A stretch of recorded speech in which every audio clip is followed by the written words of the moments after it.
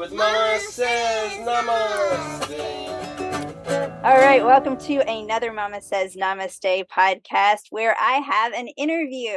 And for those of you who haven't tuned in recently, just as an update, when I do an interview, you have access to it through the podcast. I also have a blog post that goes along with it where if you need to do a quick read, we can give you a summary as to what all we covered in there, as well as over on YouTube, we have video, and the video is in the blog post as well. So quick and easy, going to mamasaysnamaste.com.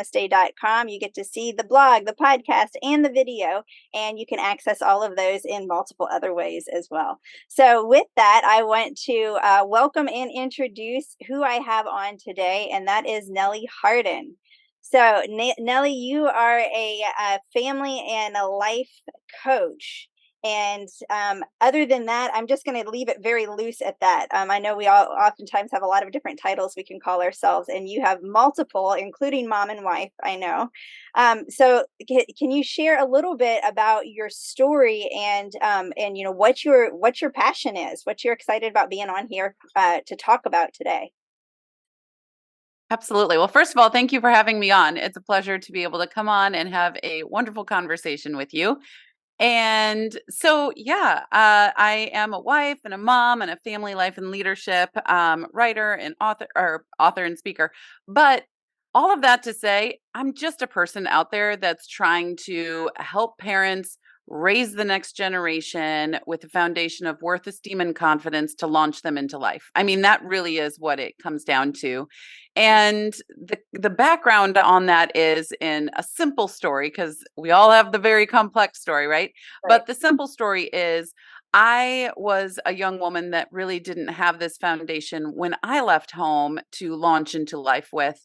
And especially when you're a young woman in that vulnerable state of, I don't know my worth and I don't have esteem and I don't have confidence, you end up chasing those things everywhere that you can. And that can lead down some really dark and difficult roads. And that's what happened to me. And then it led to decades, honestly, of healing. And in the midst of those decades of healing, I then went through a season of years of infertility and then a season of having 4 daughters in 4 years, which I am, now still raising with my husband. So, the pendulum swings all over the place. But having gone through the experiences I did, and then having 4 daughters that I'm, the architect of, I call parents architects because we are planning and designing and building the beginning of somebody else's life, which is a very humbling experience. It's a very huge responsibility. And it's not just about getting them physically survive to 18 so that they can, go off into the world and be released. It's really about building them so that you can launch them out into the world. And my background before I was dealing with the messy human realm was in the animal realm. And so I used to work with marine mammals and then land animals and things like that. But what was so important about that time and where I see its place so fervently and clearly in the work that I do today is in the animal realm. You can really see, the black and white purpose of parenthood, right? It's really to prepare them for life. You are raising other people. You are raising adults. We're not raising kids, right? And so we're raising other people, and there's these stages within that time. And it's so beautiful to have been able to work in the animal field and then come and start working over a decade ago in the much more complex and messier human realm, but have those, that black and white structure within it. And so, that's kind of, where I am today and how I got to be where I am. And just looking at my daughters and saying, okay, we have this much time in order to be the highest impact, level that we can as parents in your lives to build this foundation of worth, esteem, and confidence to launch you out into the world. And that's what I'm doing today. That is beautiful, and I love the analogy of us being architects. We've talked about for my family having 3 daughters, ages 10 to 16. We've said this is the decade that we're launching them into their independence. Yes. Not that we're just booting everybody away at 18. It's not that at all. But if the rest of the world is going to legally see them as an adult, can they stand on their own 2 feet as an adult? Mm, Can they be self-sufficient? And yes, we've talked a lot about just in our unschooling, our desires for unschooling is to teach them life skills and how to be kind mhm. humans. And that's the essence of what we want to do. So you have in there, and you've already alluded to it a little bit with this. So what's the significance of this 6750? I see 6750 on your website. 6,750 days. What is this? It's actually just flipped. It's 6570, but Oh, sorry. in there. No, 6570. Yes. yeah. So 6570, that's how many days are in 18 years. And so it's really just a great reminder. And I had this huge clarifying moment early on. My husband was not doing well. He had still has, but he had a heart condition that he almost didn't make it through. And my kids were 4, 2, 2, and newborn at that time. And so my daughters today are 18, 15, 15, and 13. So we're, right there in this time that you are as well. But when they were so young, we had to have some really difficult conversations with them. We had to have them do difficult things. Because we didn't know what the future was going to look like. And I grew up, my dad passed away when I was just 1.5. And so I knew that world, and I could speak into that some if something were to happen. And we were very much facing that possible reality back then. And so it was such an eye-opening time for me to be able to have real conversations with my 4-year-old, age appropriate, of course, but real, and then have her support and insight into what was going on. And even to an extent, my 2-year-old, not so much my newborn, of course, at the time, but we were sitting in the waiting room during his final heart surgery that he's had, most recent, I guess, and just looking at them and saying, oh goodness, okay, so this is how many days that we have. Some of them have already gone by with my 4-year-old and 2-year-olds, and we're close to that with my newborn. But 6,570. That is my highest impact zone that I have for them, and I will always be their mom. I will always be their parent.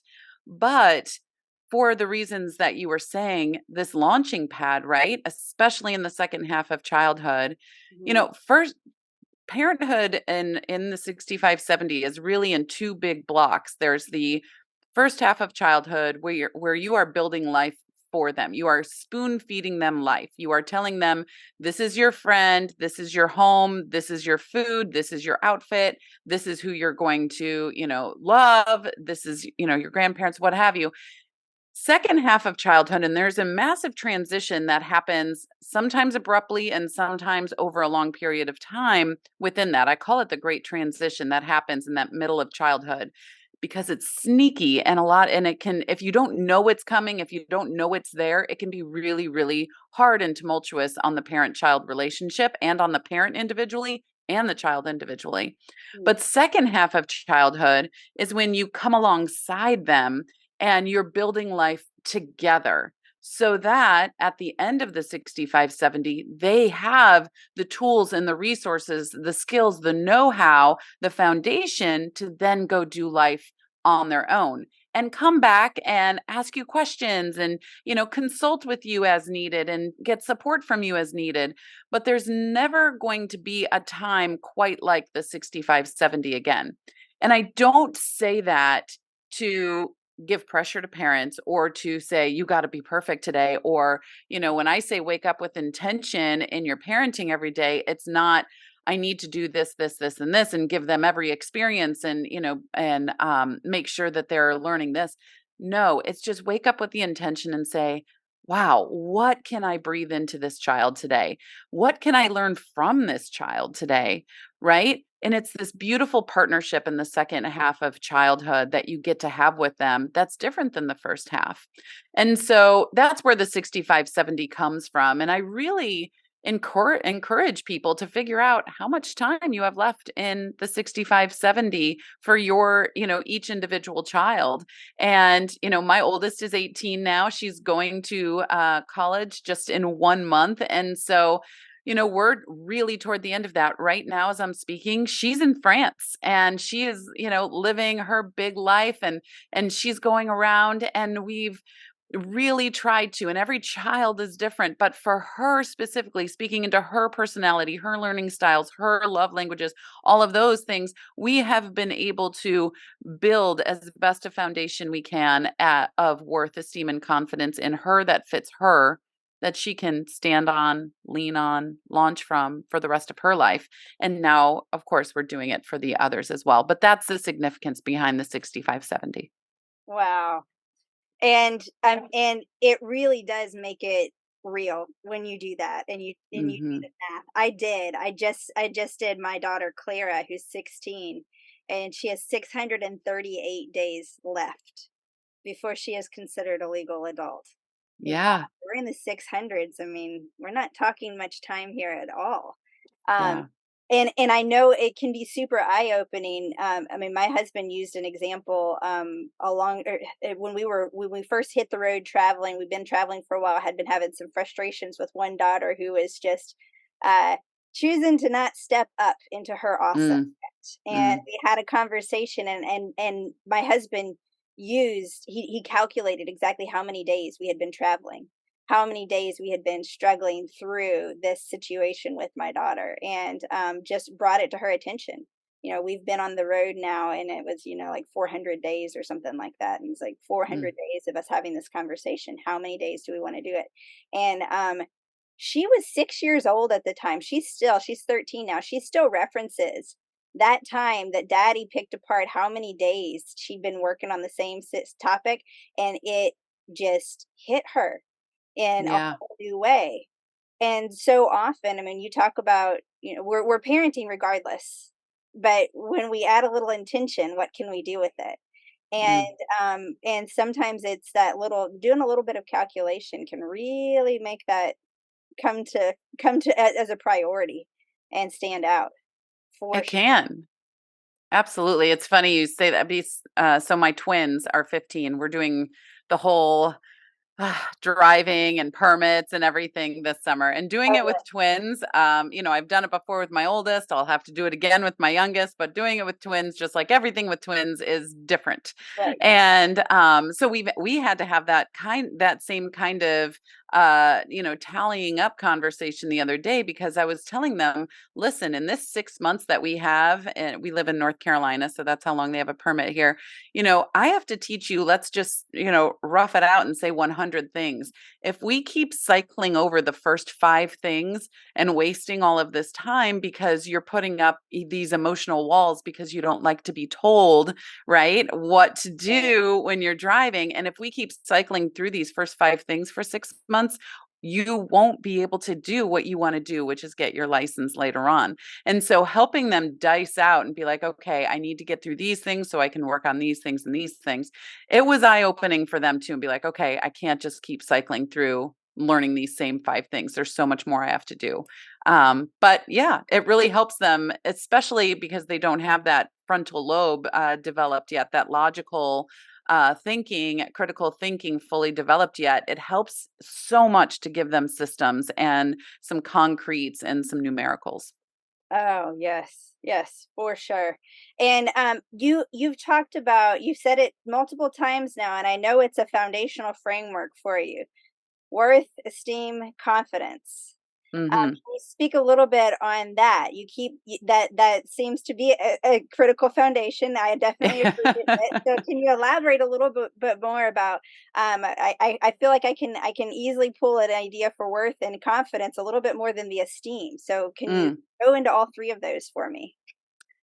Yeah. So as I particularly work with young women, but when I work one-on-one with people, families raising young women, both the parents and the daughters, but when I'm doing all of my, speaking, writing, I'm speaking to general. So whether you have young women or young men, I'll probably say she and her, but if you have young men, it's fine too. But So when we are launching our kids out into the world, I think we can all agree that giving them a sense of self-worth and self-esteem and self-confidence, which are three different things. I think in our language, especially in Western culture, they can be used synonymously, but they're three very different things. And so but I look at it like a three-tiered cake, if you will, a three-tiered foundation. So worth is that bottom, big, thick foundation. And without that, you can't have esteem, which is value and appreciation for self. That's the next one right there. And then if you don't have that, you can't have belief in yourself, which is the confidence piece. Okay, so we want to build this for them, which is all well and good. And you can say those words and be like, yeah, yeah, yeah. But it's kind of like a cloud, you go to grab it and you just go through it. You don't have structure to build those things. It's much easier to focus on, are they getting good grades, right? Are they in the sport and are they in the extracurriculars, whatever, because they're tangible things that you can literally check off a box for, right? And it's much harder with worth, esteem, and confidence, even though they are leagues more important, I can argue, than any of those other things. And, I say, it's what good is an A in calculus if they are breaking apart as a human being on the inside, right? And so we want to establish that. And sure, if they get an A in calculus or whatever of those other tangibles, that is great. But if they're doing it living from the inside out, not the outside in. And so, worth and esteem and confidence, it's really important to give a structured framework on actually how to build that. So, let's just look at worth, for example. So, um, worth is going to be your five needs. And every human, you and I, all of our kids, every human that's ever existed really has these five needs. But during adolescence, especially the second half of childhood, where that frontal lobe is having all those massive connections, it looks like an electrical storm in there with all the connections that are happening and the framework that is being laid. These needs are just abundant and they're exploded for them. And those needs are to be seen and heard and loved and belong and have a purpose. And so, if you really look into these things, every issue that we see our young people having today, and let's face it, a lot of adults don't have foundations of worth either. Many, many. I know I didn't, I had to build it within my adulthood. And it is so much harder to build these foundations in adulthood than if they are built during childhood, because you think about it like cement, right? We have a house that's being built across the street from us right now, and they just poured the cement foundation the other day. It's liquid, it's very formable. You can push it here, push it there, right? That's what their brains are like, and their personalities and their lives are like during adolescence. In adulthood, it is cured. And so meaning it's very hard. So in adulthood, if you want to change those things and change your foundation, you need to take a jackhammer to this, and it's painful and it's hard, right? And it's much easier to do it and help them through and building this foundation when they're in this very much more moldable adolescent period. But looking at those five needs, let's look at the opposite of those, right? And if they're not seen, they feel invisible. And there's a lot of young people out there that are feeling very invisible today. And if they're not heard, they're feeling ignored, which, depending on the person, can even feel sometimes worse than being invisible, because that means people know I'm here. They're just choosing not to listen to me, right? Right. And that's so hard. And then, of course, there's loved and there's unloved or even hated, right? People can feel, whether it's true or not, but they can feel like they're hated. And then there is belonging, right? And then the opposite of that, the other side of that pendulum, is to be rejected. And then there is to have a purpose or not have a purpose. Like, why? Why am I here? What's the point? Right. And these are the things that I'm hearing through so many young people today that are having, the mental health struggles and just the day-to-day struggles, that we have too, whether they're mild to moderate to severe. They fit somewhere in there. And so I really believe the best way to change the world is through a living room, right? Is through your living room, through my living room, through my neighbor's living room, etc. It's in the family unit. And so if we can help parents understand, first of all, what's going on in the brain, it's being shaped. Your child that is 16, even though they look like an adult, they are physiologically not an adult yet in that brain at all. And so there's so much molding that still is yet to be done right there. And so if we can help parents understand that a little bit more and help them feed into helping their child establish these needs from the inside out. They don't need to go and find who will listen to me, who will, see me, who will love me and everything from the outside. That's a part of it, but it's third, right? Really, first is spiritual, second is self, and then third is the outside world, right? Because we don't want them just chasing these things everywhere out in the world. We want them standing on a foundation from the inside out. I know that I'm worth it, right? If we could teach our children to know their worth instead of chase it, they will be different people. We won't have the 20s experience that so many go through, that tumultuous time, because they will have a leg up on life and be able to know their worth and go out there in the world and affect it in only the way that they are designed to do, right? The world is waiting for their awesome. I love, she wasn't playing it. What did you say? Playing into her awesome, living up to her Yeah, she awesome. wasn't, yeah, living up to her awesome. Yeah. Yeah, exactly. She has a specific, an incredible awesome that is, the world is waiting and ready for. Right. And so if we can help them live into that, live into their gifts and talents and whatever that is, and live into their awesome, then we can give them such a foot or leg up in life. So practical wise, you could just look at your, let's just take Scene, for example. If they walk into a room, actually look up, give them eye contact, right? Eyes are the passageway to the soul. That's not a saying for nothing. Looking in eye contact is really important. So just look at them and use their name. The brain actually has neurotransmitters that react when your name is said that don't react other times. It brings a certain air of attention and understanding and honesty to the room whenever your name is said. So it could be one of my daughter's names is Trinity. And so she walks into the room. I actually look up from whatever I'm doing and say, "Hey, Trinity, how are you? What you been doing? What have you been doing?"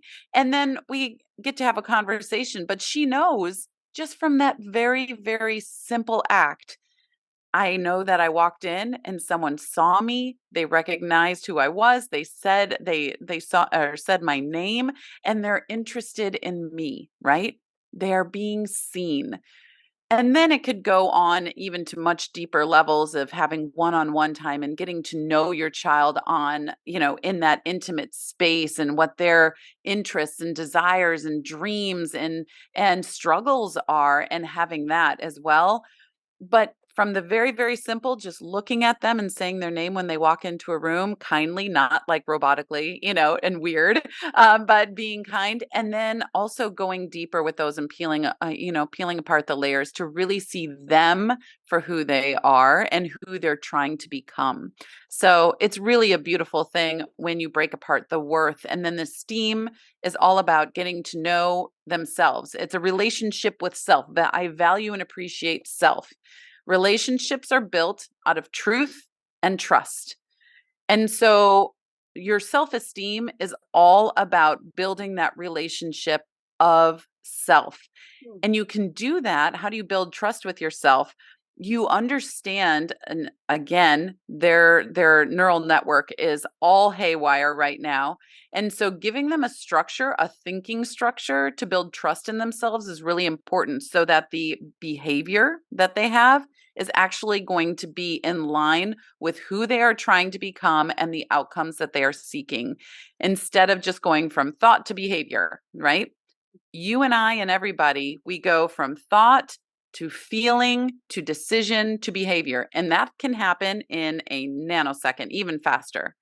But if we can help them break that down understand their values, understand who they're accountable to, understand some self-accountability, and break. I call it the halt cycle for a reason. Like, halt, hold on, let's think about this for a second. Okay, now let's move on and make sure whatever behavior you're about to do is actually in line with who you're trying to become and a result that you're actually seeking.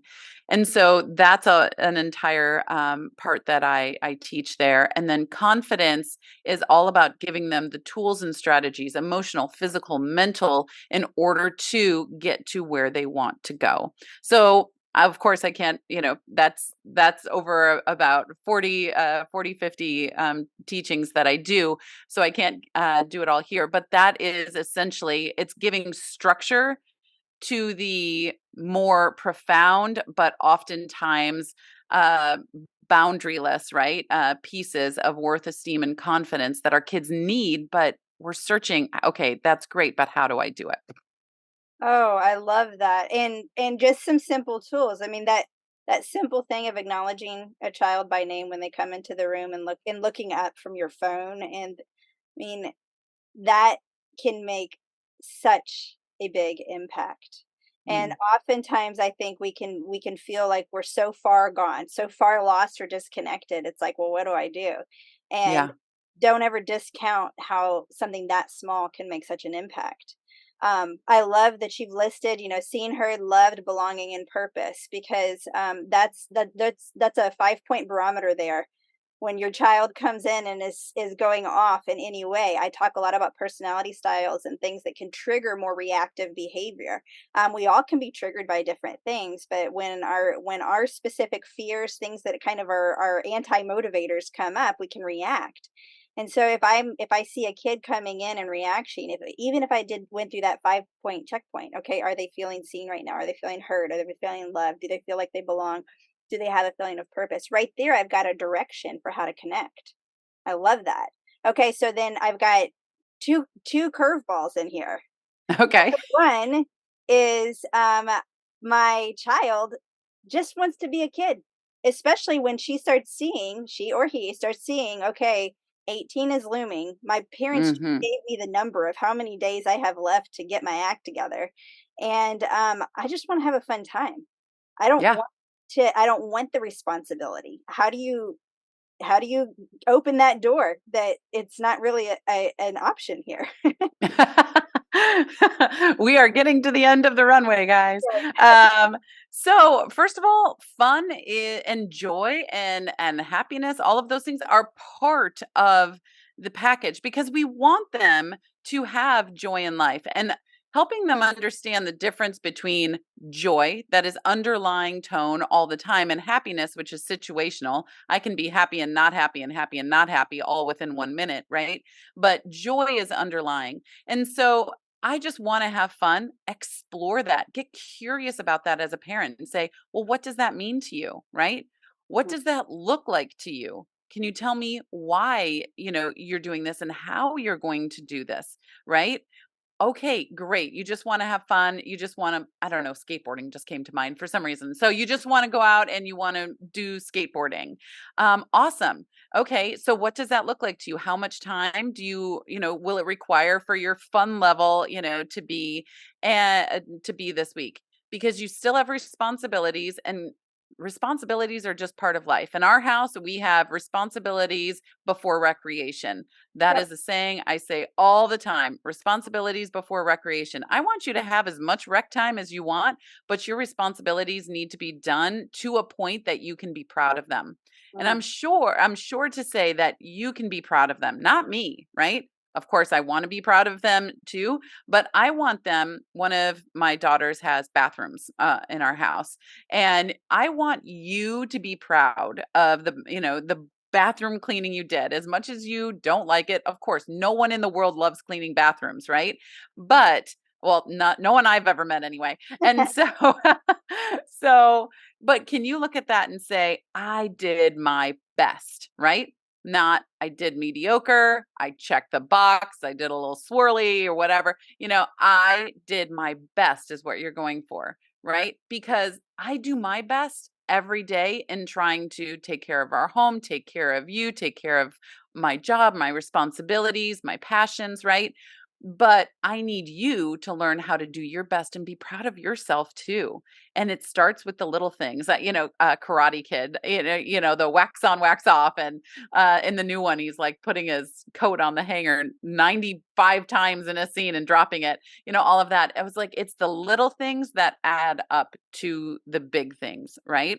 And so just teaching them and really massaging that muscle of joy and work ethic with them, and then leaving a wide breadth for fun and joy and breeding that. But that work ethic has to come in there, because I've seen way too many times, way too many times, these kids that, oh, I just want them to be a kid. This is, they'll never have this time in their life again.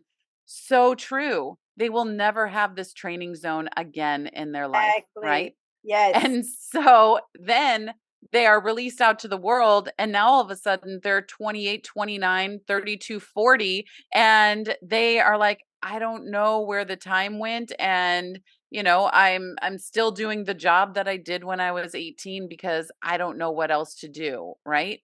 And I see it happen over and over and over again. So yes, they will never have a time like this ever again in their life. So be intentional with it and use it and have so much fun with it, right? This is a super fun time. It's also a training zone for life. So use both of those. Right. You can so use the training zone of adulthood to introduce the fun parts of adulthood as well. Yeah. So yeah, I mean, as the girls have gotten older, it's been so fun to learn from them and to, learn things about topics I was not interested in. I know more about snakes than I ever would have ever thought I even wanted to. And I've learned so much from them though. And yeah, we've been able to now add in the fun things as an adult as well. Okay, so then my last question in this is that, okay, so we can understand how to motivate our kids. I have to also recognize the outside influences, and not Mm, always even just outside. Sometimes it's under our own roof. It's parenting differences. And yeah. you can have parenting differences even with a happily married couple where they're both, one parent is very lax with the way the child is being raised, the other one wants to be very authoritarian. Or you have a divorced family where you have one whole household runs completely different than the other. How can Yeah. you stay true when you know your child is already slipping away, out of your grasp, not just with you being that influence, but you have now the external influence of peers, of another parent that you may not see eye to eye with. How can you navigate that, especially if you've got a child that says, well, they're functioning and Yeah. doing it in this way, and you're going, and I don't agree with that. Yeah. So this could be a 3-hour podcast in and of Yes. itself. I And know, so we're already stretching it because I there's so know. much you can cover here. The teenage world is beautiful, isn't it? It is. It's very colorful, multifaceted. Okay, so let me, go answer this question in a couple of different ways here. So first of all, if you are a married couple, that's going to look different than if you are divorced or separated. And also in the divorced and separated world, it really depends on the degree of co-parenting happening versus that house and this house, right? Because I've seen and dealt with both.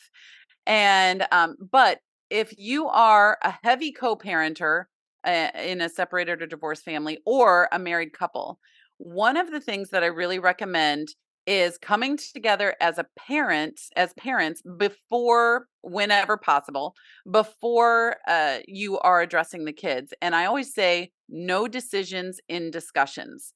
And what I mean by that is, if you are, mom and dad and the kids or whatever, you're all sitting around and you're having this talk, and then one parent pipes up and says, okay, well, this is what's going to happen, and then the other parent is like, I definitely don't agree with that, but I don't want to say that right now because then we don't look like Yes. united front.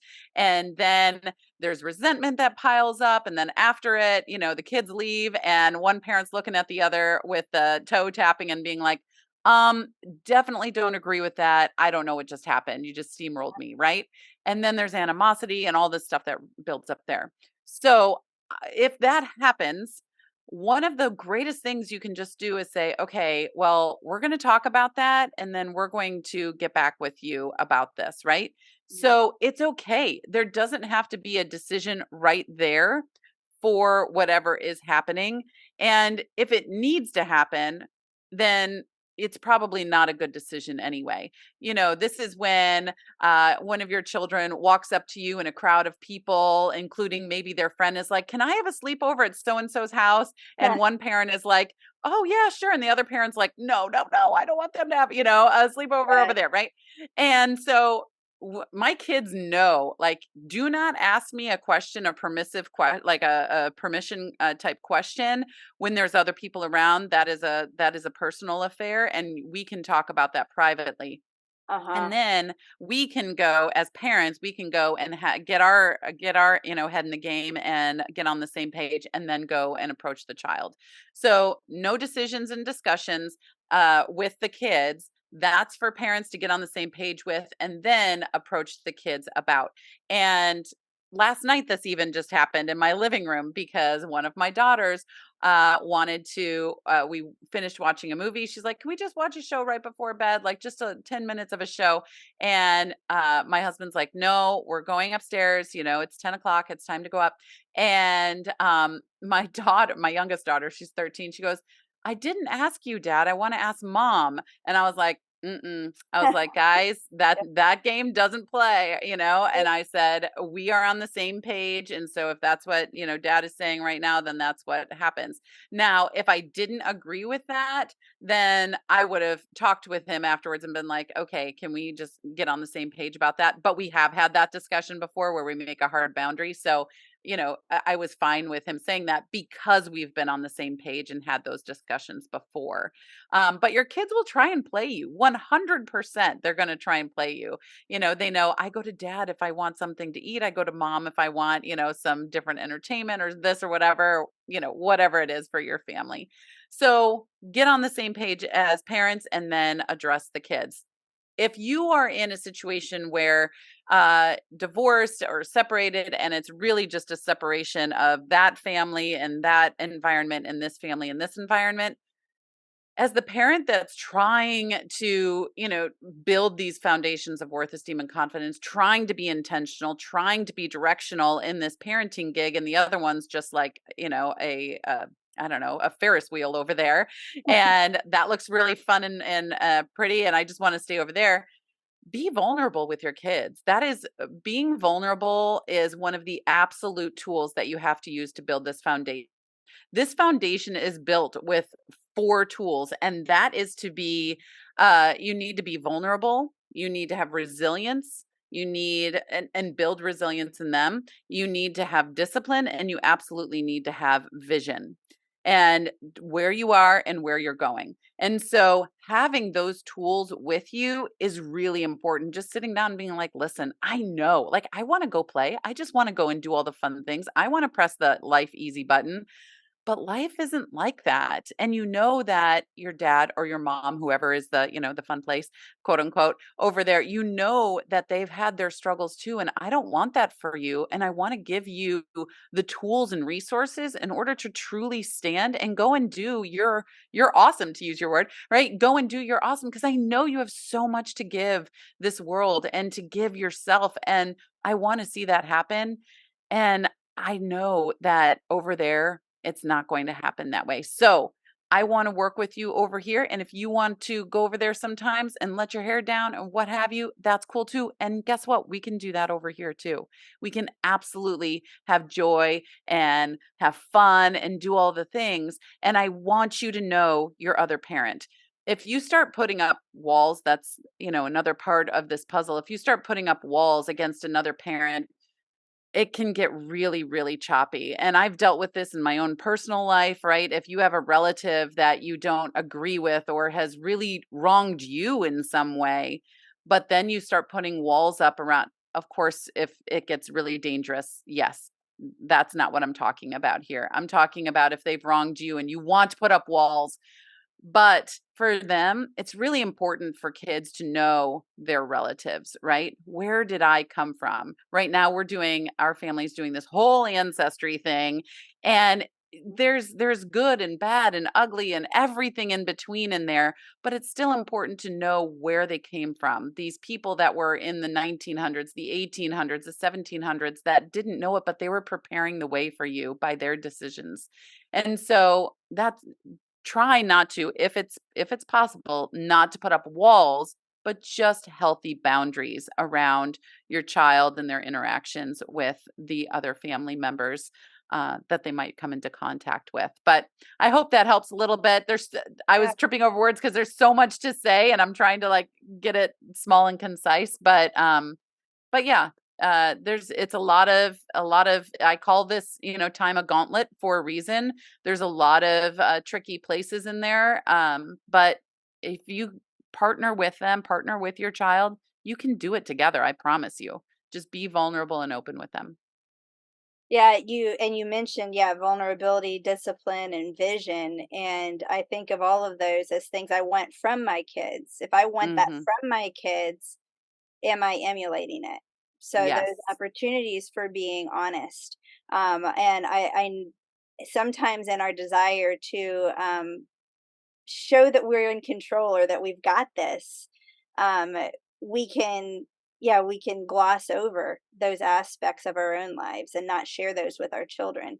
But the more that we can be open with them, because like you said, yes, it is a different stage, the second half Yeah. of our parenting than it is in that first half. And I mean, and to be honest, then the next stage, where we have children, you know, creating new relationships, potentially getting married, potentially having children, things like that, that's a whole other stage. The Right. grandparent stage is another one. We have so many seasons in our lives, and they all come with their own messiness and complexities.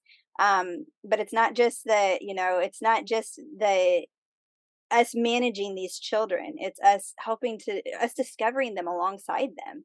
And Yeah. the more we're willing to do that with ourselves in the process and be open and honest about where we are and where we're struggling, it can create such a beautiful relationship that then does, yeah, go into adulthood. Um, Mm. yes. Oh, okay, so there's so much we've covered here. Thank you so much for being on. And like you've mentioned, you've got a lot of resources then for walking people through those teenage years and some tools to equip them. And yes, I'm in the all daughters world as well. So there's a lot of intricacy that goes into raising a young woman. Um, Mm. and that being said, a lot of the principles and the things we've discussed today are definitely universal when it comes to children in general, and not Yes. specific to females. We want that worth, esteem, and confidence built in our males just as much, so that they can come to these relationships in a beautiful way as well, males and females alike. Um, so with that, last words, last things, I want people to know where they can come and learn more about you, any kind of tool or resource you have, as well as just your last tip. Maybe if you've got a parent that's saying, "Okay, I feel like things are too far gone. I feel like I've lost my teen now. Mm. What can I do to get back? Like, what's my first step um, of hope that I can make this relationship work?" So, I would say your very first step is to have a really honest conversation and be vulnerable with them, because they can't learn vulnerability unless you're vulnerable first. mm, We're the architects. We are planning, designing, and building, right? We're the leaders. So, we want to love and lead our children in a way that then teaches them to love and lead themselves before they leave home, right? yeah, And even like you were saying, it's not too late. Even if they have left home, just have a vulnerable conversation with them. I've heard plenty of stories where, sometimes people's first 30, 40, 50 years, they had really tumultuous relationships with their parents. And then they sat down and they had a really vulnerable discussion with them, and things started turning around, and they saw their parents in a different light. They saw, wow, they were really doing the best they could with what they had at the time, right? And I never saw it from there because I was only seeing through my pain. so many times, right? But just be vulnerable with your kids. Let them know where your heart is. Let them know the dreams that you have, for them too. I just want you to know how incredible you are, right? And what can I do? Is there ever a time that I didn't help you or didn't help you feel seen or heard, right? Because then if they tell you that, then it might have been a time that you didn't even know, wow, I really didn't intend to make you feel that way, but now I know, so I can do better. But if you don't have those vulnerable and open conversations, then you can both go about kind of living in these separate but together worlds. And that's not how this training zone can happen, right? You think about any sort of training, you are there with your trainer one on one. You are talking, they're showing you how to do things, you're trying it, you're failing better, you're getting better, right? And that's what this training zone, this adolescent time period is about. So, it's never too late. Be vulnerable.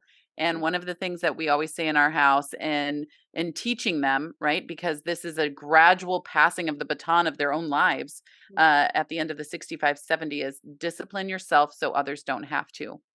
And so we Yeah. talk about that a lot, right? And so when we do have to step in and discipline means teaching, by the way. I'm not talking about consequences. I'm not talking about punishments. I'm talking about teaching. And so when we have to step in and have these teaching moments with them, and you can just say, well, we saw that you weren't disciplining yourself. And so I need to step in and I need to help you help with the discipline now because we were teaching you how to discipline yourself so others don't have to. And by others, that means you, it means the world, it means friends, it means life circumstances, right? So that's where I will leave you off. And everything that I have can be found. I love to keep things simple because, the world's complicated enough. And so nellieharden.com is where you can find the resources, the master classes, the communities that you can connect to. Everything is on nellieharden.com. Awesome. Thank you so much for being on. Again, just reiterating those, if anything else, just think of these 5 words. Are you feeling seen? Are you feeling heard? Are you feeling loved? Do you belong? Do you have a sense of purpose? And that's the questions to ask yourself, and that's the questions to think through when you're interacting with your teenager. And the more that we can celebrate all of this together, learn how to be good roommates, kind people, learn to interact with one another, the more we can celebrate how the uniqueness in each of us strengthens all of us. Mm. Namaste. Thanks for being on. With Mama Oh, thank you Says so much. Namaste.